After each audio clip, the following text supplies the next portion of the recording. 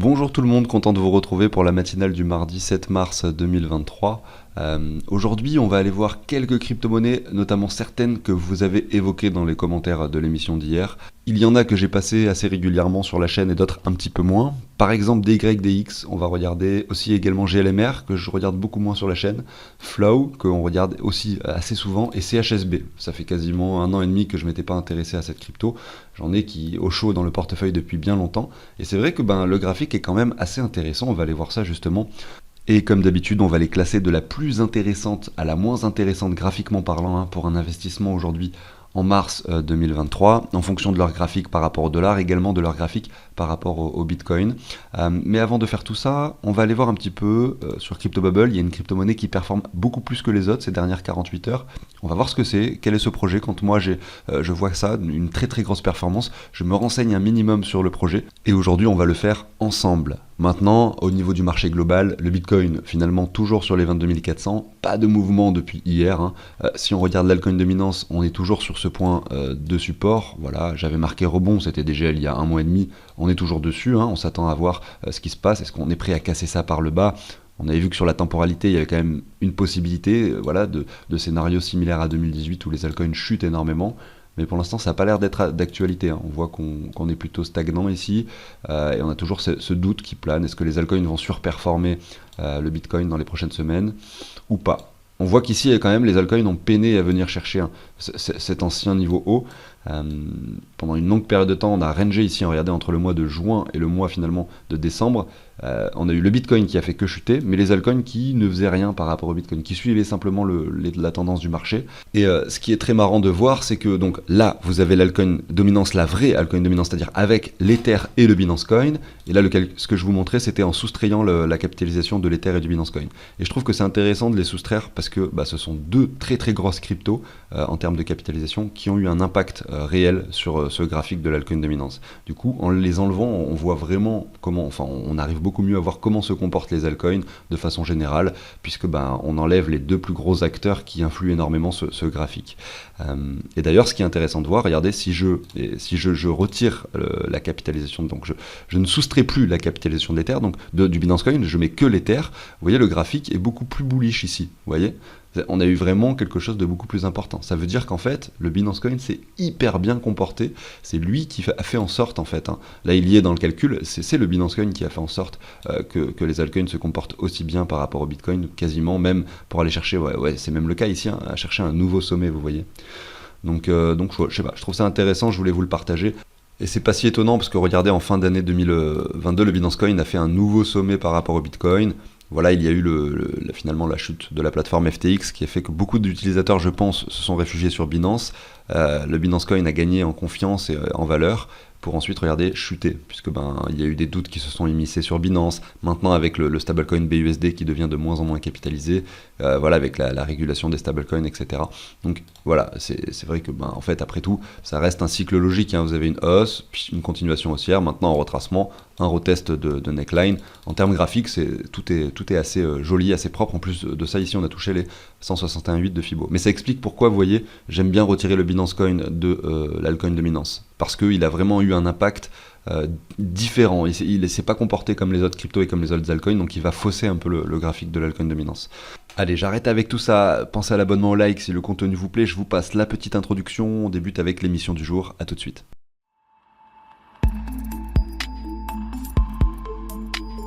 Allez, c'est parti. Donc vous avez ACS qui avait intégré le top 100, qui désormais est repassé en dessous, mais qui a énormément performé ces derniers jours, ces dernières heures même, on peut dire. On va regarder un petit peu de quoi il s'agit. Donc vous voyez là, il est classé 91e à l'heure actuelle, mais ça varie beaucoup. Il est très très volatile à l'instant même où je vous parle. La crypto est passée des 0,5 centimes il y a quelques jours à, regardez, 1,6 centimes, ce qui veut dire qu'on a eu un x3 en l'espace de même pas 48 heures. Si on regarde le graphique maximum, on observe que on a cette crypto qui a priori été listée quand même il n'y a pas si longtemps, février 2023.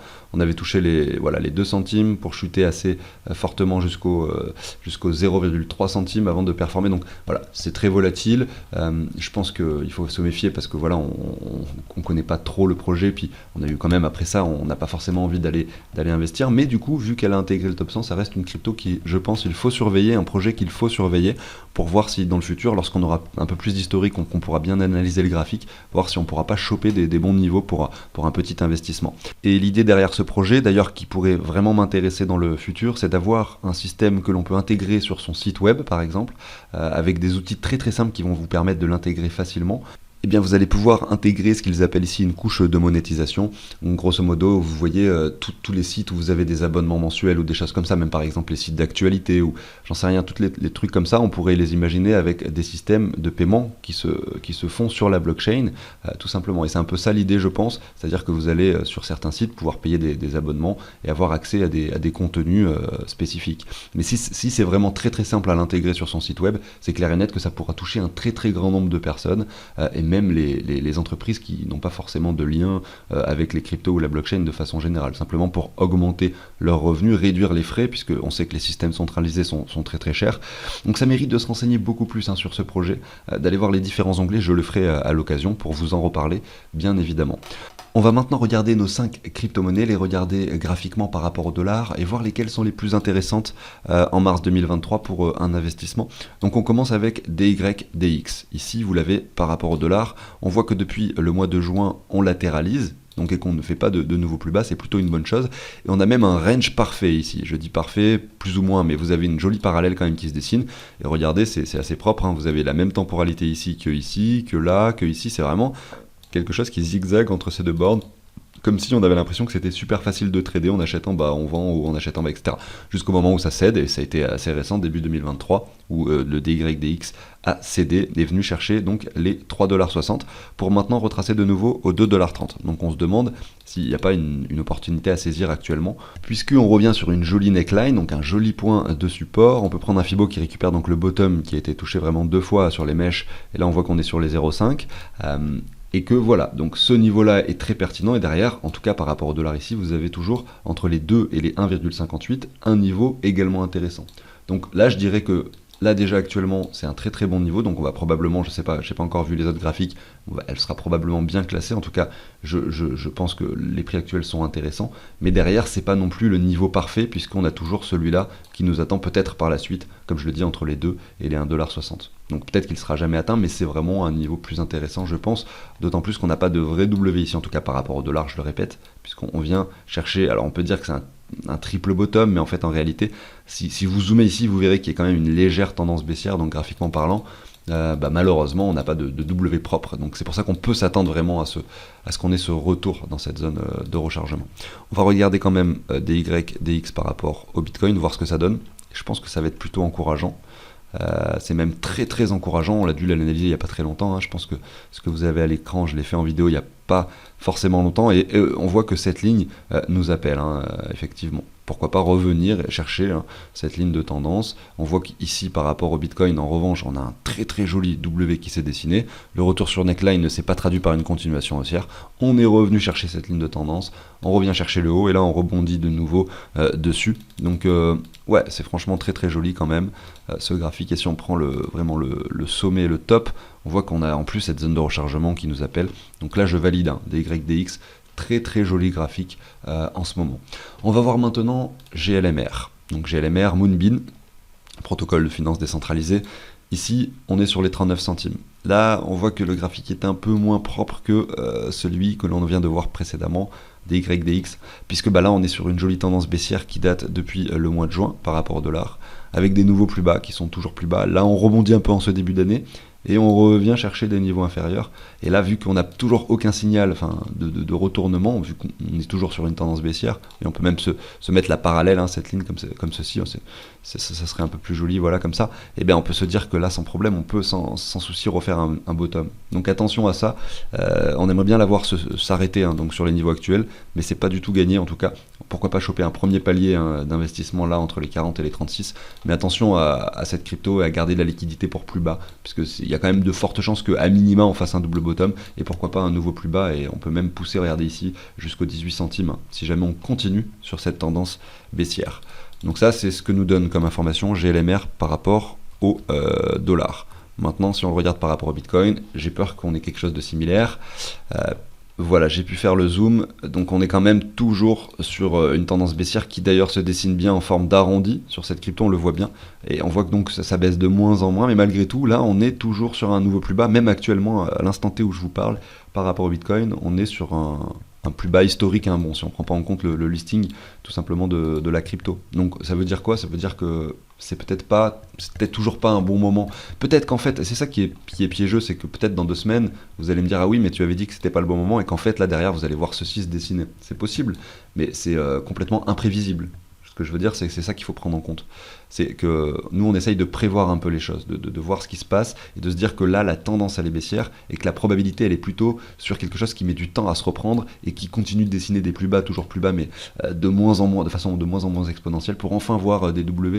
Et le jour où on verra enfin ce genre de choses, et ben pourquoi pas essayer de, effectivement, investir dessus des paliers assez importants. Mais je pense que c'est vrai que ce graphique, l'appareil, l'arc de cercle, j'arriverai peut-être pas à vous le mettre, mais c'est vrai que vous voyez bien cette sorte d'arc de cercle se dessiner. Là, on est vraiment en bas. Hein, moi, j'arrive à l'imaginer, à le visualiser ici. On est vraiment en bas dessus. Donc peut-être qu'avec du Bitcoin, là, maintenant, actuellement, en plus on est sur un bottom, ça peut être intéressant de mettre un tout petit peu d'argent, on va dire, sur un premier palier, mais vous savez que c'est de l'argent sur lequel vous prenez beaucoup de risques, parce qu'on n'a pas de structure, on n'a rien, vous voyez. Donc je vais probablement pas forcément bien le classer, la classer dans les investissements pour mars 2023, en raison de son contexte extrêmement bearish, qui montre aucun signe de reprise. Malgré tout, là, vous êtes peut-être pas loin d'un bottom, et effectuer un achat maintenant pourrait être peut-être finalement un achat hyper intéressant sur le long terme tout de même. Vous voyez, je sais pas si vous comprenez un peu le raisonnement. Ce que je veux dire en fait, c'est que l'investissement aujourd'hui est très risqué, et qu'en fait, il faut le faire si vous avez vraiment envie de le faire avec une somme très petite dans le contexte que l'on voit ici à l'écran sur Moonbeam. C'est un peu ça l'expression de mes propos. Mais c'est vrai que c'est toujours cool de tenter ce genre de choses. Vous pouvez le tenter avec une très faible somme pour essayer de jouer, pourquoi pas, un coup de génie en vous disant ouais, j'ai peut-être acheté le bottom d'une crypto, mais ça reste quand même très peu probable que ça se passe quand même dans ce sens-là. On va voir maintenant Flow. Donc Flow, par rapport au dollar pour commencer, ce qu'on observe, c'est qu'on est toujours sur une tendance baissière par rapport au dollar depuis le mois de juin, malgré cette petite reprise de début d'année, qui n'a pas été non plus fabuleuse, hein, on le voit ici. On est plutôt sur quelque chose qui compresse, on n'est pas sur une parallèle ici, donc on est, malgré la hausse de début janvier, finalement, on est sur quelque chose qui se comprime, qui se compresse avec le temps. Et pareil, hein, ici, on a toujours cette crainte d'un retour sur les 34 centimes, c'est-à-dire le bas de ce canal, tout simplement. Donc là, quand je regarde Flow par rapport au dollar, j'ai pas l'impression qu'une reprise peut s'opérer, on va dire, rapidement. Il faudrait vraiment attendre un contexte avec une latéralisation, peut-être un W qui se forme, une structure des plus hauts que les précédents, un peu comme sur des YDX, qui était d'ailleurs plus joli. Mais si je regarde Flow, et là je rappelle, hein, je parle que des graphiques, je parle pas du tout des projets, qui peut-être sont forcément très intéressants, mais même par rapport au dollar, ouais, le Flow nous dessine quand même une jolie tendance baissière, qui certes est un peu moins exponentielle que précédemment, mais qui reste quand même hyper importante ici, hein. Regardez, on rebondit à la baisse, on a le même canal. Donc ouais, là honnêtement, je valide vraiment pas cette crypto pour un investissement en mars 2023, parce que le contexte est toujours baissier. Par contre, si dans 2 semaines, 3 semaines, ou peut-être un mois, on va pas non plus être trop optimiste, mais peut-être que dans un mois ou deux, on voit quelque chose qui nous fait cela, vous voyez, par exemple une cassure, un peu comme des YDX, hein, quelque chose qui casse, qui fait un plus haut que le précédent. À ce moment-là, j'essaierai de choper, pourquoi pas, le retour sur cette ligne-là, voire le retour sur les 61,8, essayer de choper une tendance haussière en devenir, qui peut se traduire ensuite, vous voyez, par quelque chose d'haussier. Mais il n'y a pas ces signaux du tout encore sur Flow, et quand ça sera le cas, bien sûr, hein, je m'y intéresserai fortement pour des investissements beaucoup plus conséquents que ce que j'ai déjà fait aujourd'hui sur cette crypto. Voilà, et maintenant je vais en passer encore deux. Vous avez CHSB. Là, je pense que je vais la valider, celle-là. Rien que de voir le graphique, je suis relativement satisfait. En plus, on a de l'historique dessus. Et regardez, on peut essayer de se mettre cette ligne, vous voyez, qui vient chercher les différents niveaux. Je vais voir si ça colle avec le... Ouais, ça colle pas mal, hein, à regarder avec le graphique des clôtures. Franchement, c'est très très joli. Donc ça, c'est une forte ligne de support que l'on peut venir chercher de nouveau ici, aux alentours des 16 centimes. Vous voyez que là, on est sur les 20, c'est pas si loin que ça en termes de pourcentage. Je vais remettre les bougies. Donc là, on est en weekly, vous voyez. On est venu chercher donc un niveau très important ici, avec une réelle petite euphorie qui s'est opérée donc au mois de novembre 2022 sur CHSB. Là, on retrace de nouveau. Donc peut-être que là, il y a un coup à jouer. Si on prend un Fibo comme ça, on voit qu'on est dans la zone de rechargement. Ouais. Vraiment très très joli, hein. Il y a pas à dire, ce graphique il est vraiment magnifique. Et si on regarde un peu par rapport au Bitcoin, on a moins d'historique, mais là vous voyez qu'on était en août 2022. Ici, à cet endroit-là, là c'était le sommet de novembre, effectivement, lorsque elle a touché, donc comme je ne sais plus combien de centimes, je crois que c'était 50 centimes. Vous voyez, si je prends un Fibo, pareil par rapport au Bitcoin, on voit qu'on revient dans une zone de rechargement. On voit que là, on vient faire un double top, plus ou moins.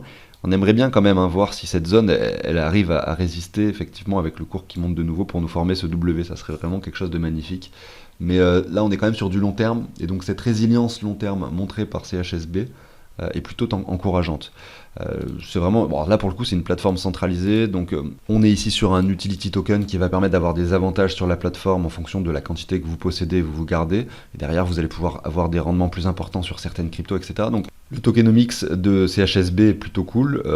L'utilité qu'ils ont trouvée pour cette crypto est plutôt sympathique aussi, et cette plateforme qui est faite et conçue pour les débutants pourrait continuer finalement de bien fonctionner, parce que on sait que dans les années qui viennent, hein, l'adoption qui peut se faire sur la population de masse passera forcément par des outils très simples à utiliser, et c'est un peu ce que propose CHSB.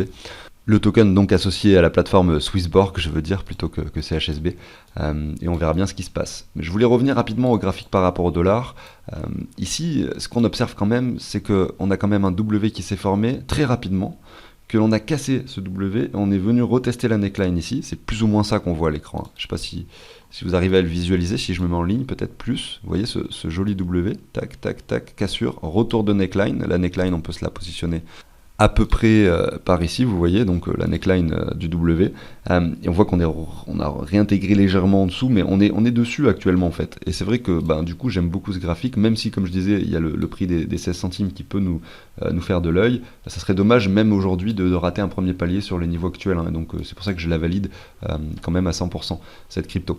Je vais continuer avec la suivante. Il s'agit de HBAR, qui nous dessine un V-bottom. Aucun W à l'écran, V-bottom tout simplement. Donc là, le retracement est tout à fait évident, il était tout à fait prévisible, selon moi, même si bien sûr on ne dit pas l'avenir.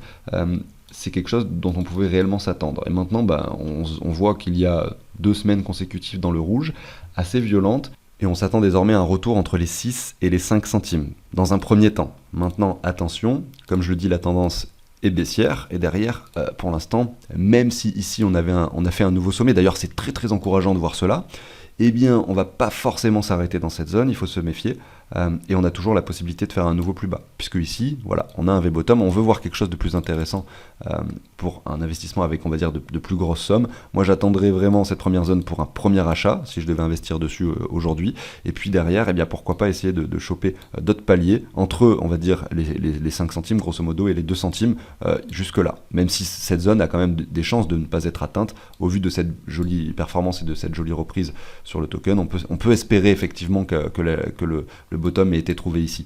Comme je le dis, on peut espérer, mais vraiment rien de sûr avec ce que l'on voit ici à l'écran. Mais c'est quand même intéressant de noter qu'elle a eu 168% de performance en ce début d'année, ce qui est plus que le Bitcoin, et ce qui est quand même assez intéressant, ce qui montre un réel intérêt. D'ailleurs, c'est un projet, là je parle du graphique, mais le projet en lui-même est vraiment génial. Je pense que c'est également quelque chose qui peut permettre l'adoption massive, au vu du fait que ce projet se concentre principalement sur une adoption institutionnelle, et à ce moment-là, vous voyez, avec des frais de transaction très faibles, une scalabilité énorme, ils ont des partenariats assez extraordinaires. On n'est pas sur un petit projet ici, donc affaire à suivre, et ça mériterait vraiment d'approfondir le sujet Hedera HBAR. Maintenant, si je retourne sur le graphique, voilà ce que j'en dis. On va aller voir maintenant son graphique par rapport au Bitcoin. Est-ce qu'il est plus résilient? Est-ce qu'il montre quelque chose de plus optimiste? On voit également cette surperformance de début d'année, mais malgré tout, on est toujours, et on le voit malheureusement, sur cette tendance baissière. Et le retracement, par contre, on le voit par rapport au Bitcoin, est déjà énorme. Ce qui veut dire que là, la localisation d'un achat de HBAR avec du Bitcoin est déjà hyper pertinente aujourd'hui. Donc un premier palier maintenant, c'est très intéressant, même si on a cette crainte de revenir chercher cette ligne de tendance. Derrière, en revanche, si on vient s'arrêter dans les niveaux actuels, voire un petit peu plus bas sur les 78,6, voire les 85,4, vous allez localiser dans cette zone-là des prix d'achat très intéressants. Vous voyez, pourquoi pas jouer par derrière une réelle prise de valeur. Et si on regarde le graphique long terme, ici on était quoi? Je regarde en parallèle, hein. En novembre 2020, vous voyez. Là, c'est intéressant de voir que ce projet existe depuis quand même longtemps, cette crypto existe depuis longtemps, que je la connaissais pas à l'époque du précédent bull run. Évidemment, c'était vraiment une crypto, je pense, beaucoup plus faiblement capitalisée que maintenant. Et d'ailleurs, son graphique est très résilient, se comporte très bien, et on a l'impression que voilà, la réelle performance n'a pas vraiment encore eu lieu, hein. Ça me donne vraiment envie d'en ajouter au portefeuille. Je pense que je vais le faire d'ailleurs juste après. J'en avais déjà acquis, mais là, les niveaux actuels et de voir ce qui se passe là par rapport au Bitcoin, même si on est toujours sur cette tendance baissière, ça me donne envie de me remettre un petit palier hein, sur HBAR. Voilà, donc très très joli. On va maintenant classer ces 6 crypto-monnaies pour un investissement en mars, de la plus intéressante à la moins intéressante. Je mets en 5e position le Flow, parce que malheureusement, là, la concurrence était assez rude, même si c'est un projet que j'aime particulièrement. Le graphique actuel est malheureusement pas si joli que ça hein, par rapport au Bitcoin, puisqu'on est toujours hein, sur cette tendance baissière, qui peut-être sera terminée, qui peut-être en fait là est terminée, mais on ne le sait pas encore, qu'on aura ceci. Et à ce moment-là, on la classera peut-être sur une crypto à fort potentiel graphique, en tout cas avec un graphique qui nous montre vraiment une jolie reprise au mois de juillet 2023 hein, par exemple, mais c'est pas le cas encore aujourd'hui, donc je la classe 5e. En 4e position, vous avez GLMR qui malheureusement est vraiment sur cette tendance baissière qui semble un peu s'estomper avec le temps, mais vous voyez, un manque de volatilité évident. Je la classe devant Flow parce que là on est sur un joli point de support actuellement, vous voyez, alors que sur Flow, malheureusement on peut s'attendre encore, hein. Vous voyez, si par exemple, je vous mets cet exemple pour vous montrer, si admettons le cours de Flow se trouvait par ici, vous voyez, on aurait un point de support actuel qui serait très intéressant pour un investissement. Malgré la tendance baissière, on aurait quelque chose d'intéressant. Mais là, on n'est pas vraiment sur un point de support, alors que GLMR, c'est plus le cas. Voilà pourquoi je la classe devant, même si dans les deux cas, on est sur une tendance baissière. Maintenant, DYDX, je la mets en 3e position. Je pense que ça mérite un peu de patience, vous voyez, mais on voit une réelle résilience, un réel signe de reprise, on sent qu'on a envie de performer ici, mais on attendrait pourquoi pas un retour dans cette zone, c'est pour ça qu'elle est 3e et pas 1re ou 2e, vous voyez.